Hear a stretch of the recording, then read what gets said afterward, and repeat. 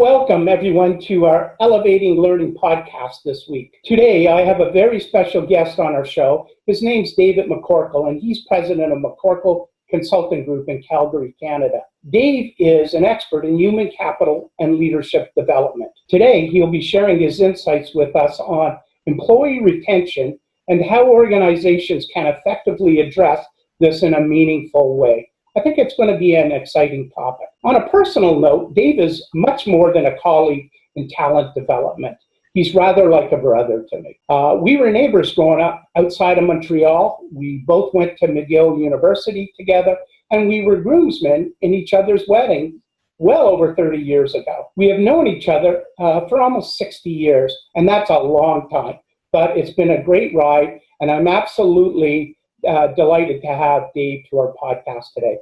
Welcome, Dave, to the podcast. Thanks, Brian. I very much appreciate the invitation, and always great chatting, and thanks again for the invite. And Dave, each week when we have different guests on, we have a number of young people who are just starting out or have been in their career under 10 years, and they're really interested in asking our guests, how did you get to where you are in your career? What did you do? Where did you start? And let's hear a little more about your career. Yeah, it's a great question, Brian. Thanks for asking. And after saying we've known each other for 60 years, I guess we're not young people anymore ourselves, but it's funny. It's a great question. And I have two sons as well, 31 and 33. So obviously I understand sort of, the trials and tribulations that young people go through today. And I got to tell you, Brian, it's certainly a different world than we grew up, for sure. So, it's funny, when I went to university many, many years ago, as you did at McGill, I don't think I really knew what I wanted to do. I mean, the funny thing about it, today, people are planning their careers much earlier. They're having discussions and, all the things at a much younger age. And, throughout my career, I wasn't really sure what it is. I knew I was going to get a degree or my father would kill me. But other than that, I wasn't sure. So when I came out of university, I sort of got into sales and marketing. And I wouldn't have necessarily picked that for my career. And I would say for about 15 years, I was in sort of the Fortune 500 world. I worked in progressive sales and marketing roles in different cities. I was, for the lack of a better term, I was fast tracking and did well and, led sales divisions of large organizations and all of that. And, I think I would have done that for a lot of years. But after about 15 years, I had an opportunity, a tap on the shoulder to get into executive search. And I don't think I saw myself in that role. And it was funny, it was my wife who actually said to me that you'd be great at that. And it was interesting because, sometimes other people see things in you that you don't see in yourselves. And I remember when they bounced the idea of potentially becoming an executive recruiter, I actually laughed. It was so comical to me at the time that it didn't even warrant a response. It solicited laughter. And it wasn't until 3-4 days later I told my wife about, oh, by the way, someone approached me about being an executive recruiter, and she said, you'd be great at that. So that sort of led, so based on that discussion with my wife, and she's usually right a lot more than wrong, I took her advice and had conversations. And that led me on a different departure and a different bucket in my career. So after 15 years of corporate Canada, the next 17 years was in the world of executive search. So I became a partner of a large North American search practice. Enjoyed it, worked with large organizations right across North America. We were in the US and in Canada. And aside from being a partner, I also worked in active desk. So in my area was consumer packaged goods and enjoyed it. And it was great.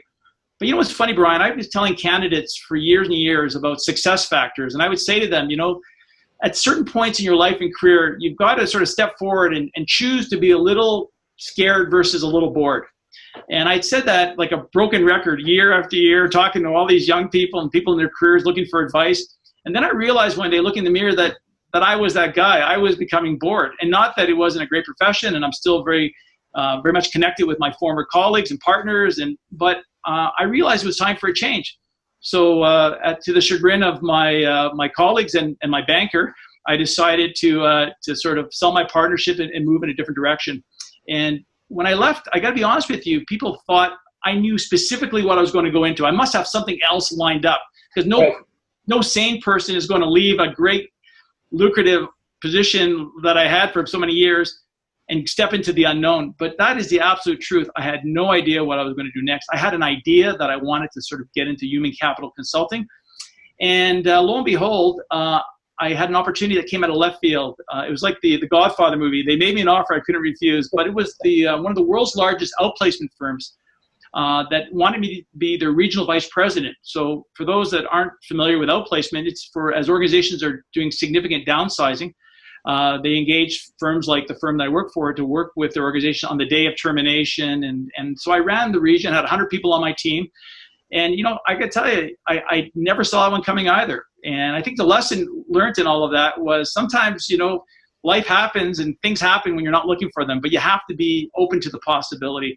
So I did that for a couple of years, did well, but I realized that my days of big enterprises were behind me. And great organization, but I was at a point in my life and career where I wanted to do something a little bit more entrepreneurial, a little bit more remote, a little bit more boutique-ish, a little more bespoke. So I decided at that point to start my own firm, and that's what I've been doing the last probably 3-4 years, managing a coaching, training, consulting practice, and in human capital consulting. So that's kind of a roundabout story to sort of how I ended up where I am today.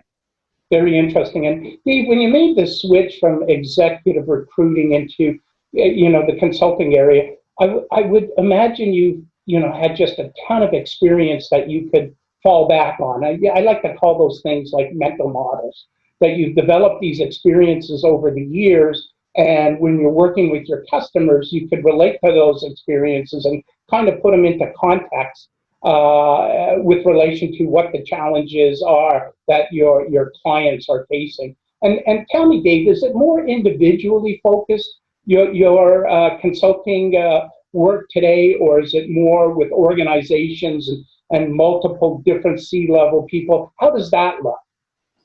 Yeah, thanks, Brian. No, it's actually both, to be honest with you. I would say organically my practice started off with individuals, senior executives, C-suite executives coming to me, mid-managers and up, asking me for some direction in terms of their career, in terms of what's next. And it started off very much sort of career coaching, if you would call it that. And it really has evolved into much more than that. And subsequently to that, I started working with organizations. They're coming to me wanting to work with their executives who have a gap or a need or development area. And it's grown. And then from that, I've gotten involved in a lot of training, a lot of sort of corporate training with organizations as well. So it's a little bit of both.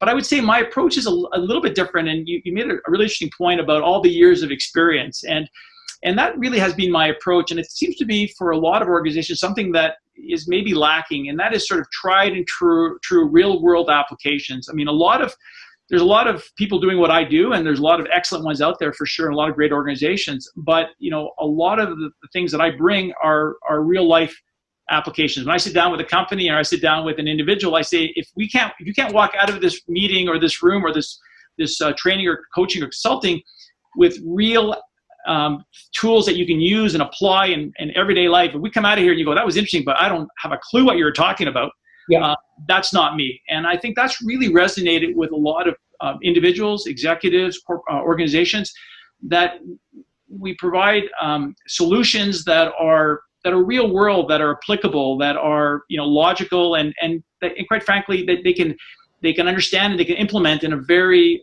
clear, understandable way. And to me, that's sort of the approach that I've taken, and it works. It's been working very well. Perfect. And if you were to think about your new career, do you have any suggestions for young practitioners if they're thinking about going into something new and a new career path? And of course, you're jumping the chasm, starting something entirely new, like you talked about, entrepreneurial, and you got to fight for your own dinner each week and that sort of thing. Do you have any tips that come to mind that you could provide our young listeners? I think I can. And I think that the thing that I would say that really is really important is think in advance. Before you get somewhere or want to be somewhere, you got to think about what you need when you get there. For those who are listening who are hockey fans, who maybe remember the name of Wayne Gretzky used to say that, the reason he was effective is that he never went where the puck was. He was always going to where the puck was going to be. And the same thing applies in people's lives and careers. So my advice to young people is, if you've got a goal and ambition in terms of your career, the time to figure it out in terms of what do I need when I'm going to get there isn't when you get there, is well in advance of it. And I think that's one of the things that I think a lot of people miss. They get somewhere and then they realize, oh my goodness, I need this level of skill or training or expertise, and I haven't got it. And I think that's really, really, important. There's in Canada here, there's a politician that is running for office, and in Canada, as you know, it's really important to be bilingual. You have to speak French and English in Canada if you're going to be the leader of this country. And this individual doesn't speak French. And I remember just recently saying that, I got to learn French. My comment, thinking about what I would suggest to young people, is if this person had aspirations 5-10 years ago, that was the time to learn French. It isn't today, because he can do it, but now he's up against it. He's behind the curve. Yeah. So think about in advance of what it is you're going to need, and then and go with it. Another thing I would say is work on the things that you're not good at. In all of our practices, we have strengths and we have weaknesses.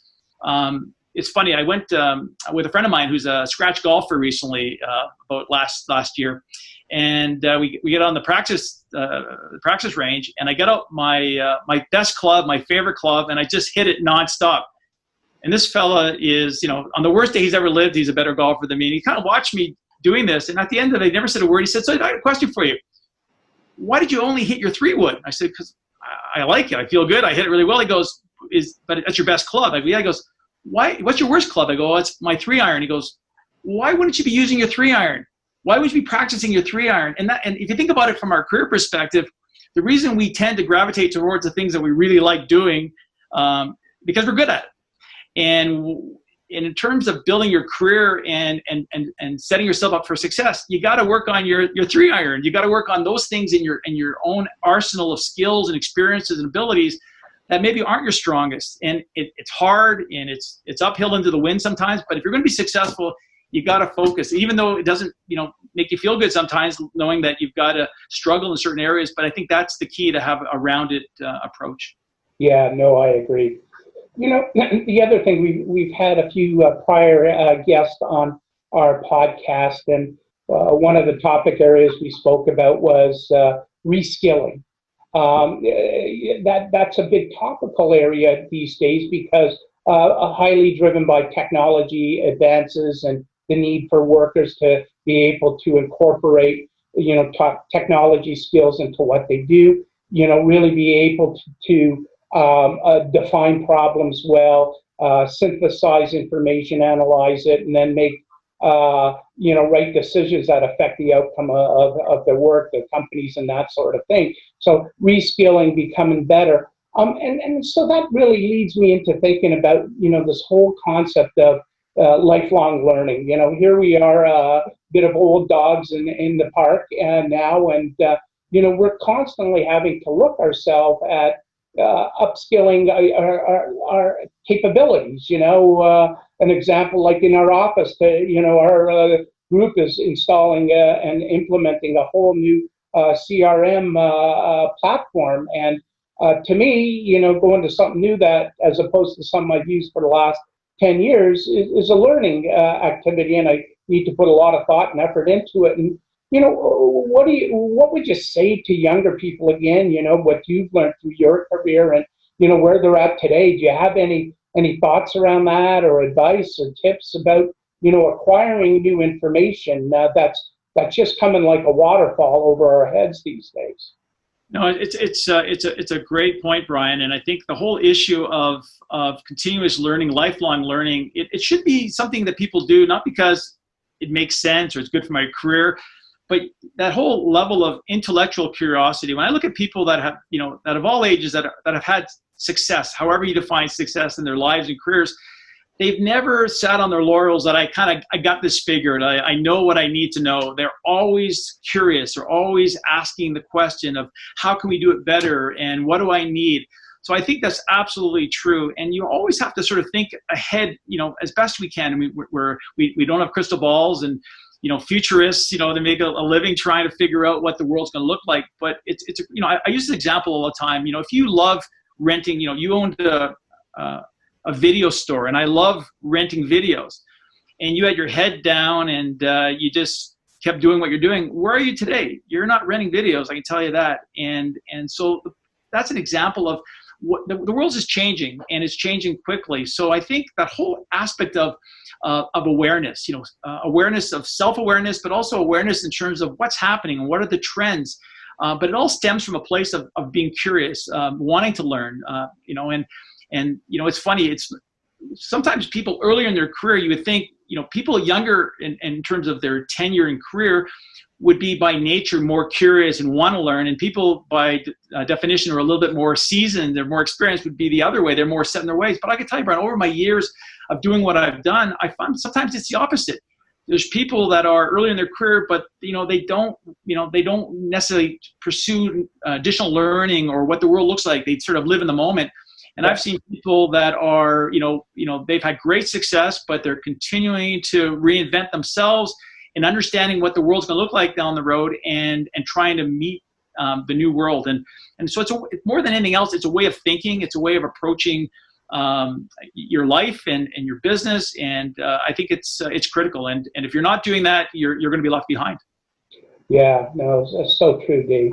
A very interesting topic, and could spend a lot of time on that matter. But perhaps we switch direction at this point, and let's talk a little about organizations and how they retain their good people. I've been, speaking with a number of thought leaders in this area, and a big problem in the workplace today is employee engagement. The numbers are really startling in the sense that they say, almost 50% of employees are not engaged. And what does not engage mean? Clearly, that they're working, but they're getting distracted by, looking on the internet or diddly-dallying, and not really, going after what they need to be doing. And day in, day out, they get terribly, bored with that. So maybe you could tell us a little more, because you have deep insight around employee retention, and how are organizations addressing this effectively? Yeah, no, it's a very relevant topic, and I got to tell you, I look at it a little bit differently. When I was a recruiter, organizations with poor retention was actually good news for recruiters, because it means you're very busy. Yeah. And when some of my clients had revolving doors, as much as it was sad to see, it meant my phone was going to ring, and I would be doing lots of searches, and so yeah. But you're right. I mean, the retention issue is connected with engagement, and so I think right now that's really changed a lot relative to the way the world is right now. So I think with regards to organizations, engagement is critical, because ultimately, if you're not engaged, you're not going to be productive, and if you're not productive, you're obviously going to be a liability to the organization. And I think right now organizations are trying to get on top of that. And I got to be truthful that there's a lot of organizations that really struggle in this area. Organizations that you would, if you look at their brands or look at their marketing, you go, wow, these are great organizations. And they are. They've got great products, they've got great service, they've got great technology. But from an employee perspective, and you see that when there's employee surveys, they come back and there's a disconnect between the perception of the organization in the marketplace and the perception from the people that work there. So the retention is critical on the fact that it's a bottom line issue as well. And I would say that there are certain things that organizations do, and quite frankly, that don't do, that will impact that significantly. Yeah, no, I hear you. And the thing too is it becomes very expensive to rehire people, retraining. The numbers are really tens of thousands of dollars for different people. And then when you get up into senior managers and executive level people, the cost is phenomenal. So you really need to hold on. And, to your knowledge, Dave, are organizations putting any programs in place to really work on that whole area of engagement that you're aware of, or is it more just talk, loose talk that we need to improve upon this for our employees and for the sake of keeping them around? Any thoughts on that? Yeah, I think it's early days, Brian. I think it's a scenario where a situation that companies are starting to take notice or a note of it, but I think that it's still relatively early days. And the reason for that, in my opinion, is that a lot of the costs associated with high employee turnover is hard to measure. I mean, you can measure it, but you train, what the cost of hiring, the cost of training. When I was a recruiter, for example, we would talk about the value of engaging a search firm and by getting it right, and what would be the associated cost of hiring a wrong employee that comes, and the cost of training, the cost of underperformance, the cost of termination. And I talked to many people over the years, managers and executives, and they kind of look at you and they don't necessarily see it as a real cost, And I think that's starting to change because it is a real cost. And to your point, if you have significant turnover and not losing the people that necessarily you can afford to lose, but you're losing your franchise players, so to speak, where all the intellectual capital is caught up, and that is very disruptive to your business, and it's very, very costly. But I think it's to your question, I still think it's early days. And that's where I'm coming in. And what it is very anecdotal in the sense that there are organizations that do a really good job of it in spite of what they do. So they have a strong leader. They do a lot of things the right way, but they don't really know why they're doing it. It's like the athlete that does everything right, but you ask them, how do you hit the baseball like that? They go, I don't know, I just grab the bat and I swing it. They don't break it down. They just do it naturally. And some organizations do the right things intuitively, instinctively, but they can't replicate it because they don't really know. So that manager leaves or that leader leaves and they can't replicate that. So it has to be more organic. It's got to be more organizational in terms of, and that's where, organizations like myself, where we come in to help organizations understand, first of all, the value that, it's not a cost, it's an investment in terms of employee engagement and retention, and then how you can do it in very practical ways. And there's probably half a dozen ways that organizations that can really focus and hone in on that can make a huge difference. Right. So true. And the other two areas that I hear a lot about, just from talking openly with some young people, is the whole idea of, number one, getting a coach mentor when you're younger, and number two, that there are training opportunities for you to develop. And those two hand in hand really build upon engagement. We're talking for, the millennials and that sort of thing. And I think that's, really important to think about for companies, how that might look. And I've worked, although briefly, for a few large companies.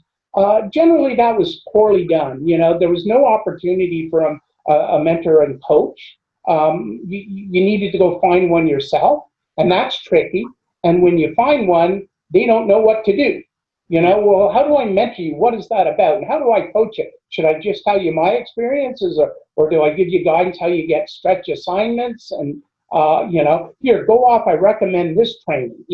This might really help develop you. Those are really important pieces to the puzzle in organizations to help engagement and retention. Thoughts? 100% agreed. One of the 6 points or the buckets that I talk about in terms of employee engagement and retention is around sort of employee development. Absolutely. In a meaningful way, just to your point, here's $200, take a course when you want. That's different. But really investing in people in terms of whether it be, investing in an executive MBA or a course that's going to help them. And not just necessarily things for today, but things for the future. So maybe send them off to a leadership course.